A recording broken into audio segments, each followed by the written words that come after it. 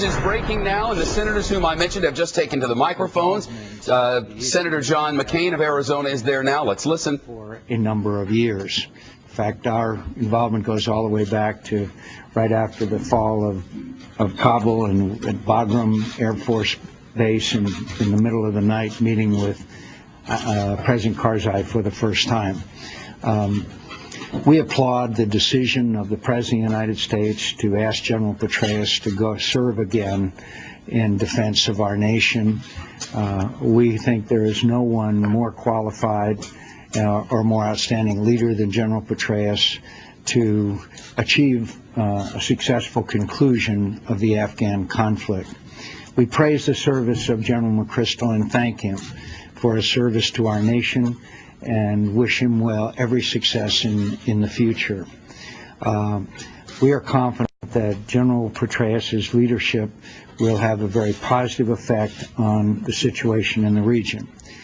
We still have concerns about the civilian side. In fact, we might suggest that the consideration be given to reuniting the Crocker-Petraeus team, although I'm sure that Ambassador Crocker will never forgive me for saying that since he's enjoying his retirement. But we still have concerns about the civilian side of it and the non-military side of this equation. Relations between the ambassador and President Karzai, whether there is sufficient civilian side of this equation on the ground, and we know that there are tough sledding ahead. The hearing for General Petraeus' confirmation will probably be the fastest in the history of the Armed Services Committee. I've talked to Senator Levin, and it will be done very soon.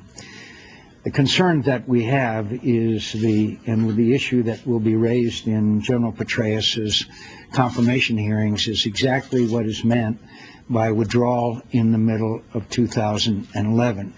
Whether that is, quote, etched in stone, as the President's spokesperson, Mr. Gibbs, stated, or whether it will be conditions-based.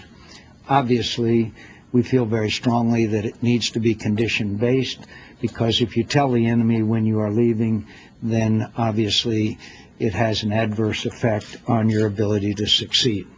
So that is a major concern, and there's still a great deal of ambiguity about that issue. I am convinced that we can succeed in Afghanistan with the leadership and the talent of the young men and women who are serving, but we have to send the message that we will do whatever is necessary in order to achieve success, and that in a longer period of time, or even an increase in troops as necessary, that those actions will not be precluded in consideration of the facts on the ground at the time.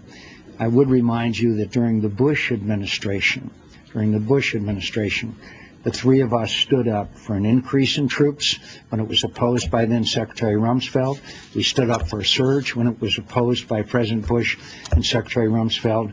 And it's not anything that is but an honest difference of opinion between ourselves and the President of the United States. The withdrawal of U.S. troops must be based on conditions at the time, not on an arbitrary date. Thanks.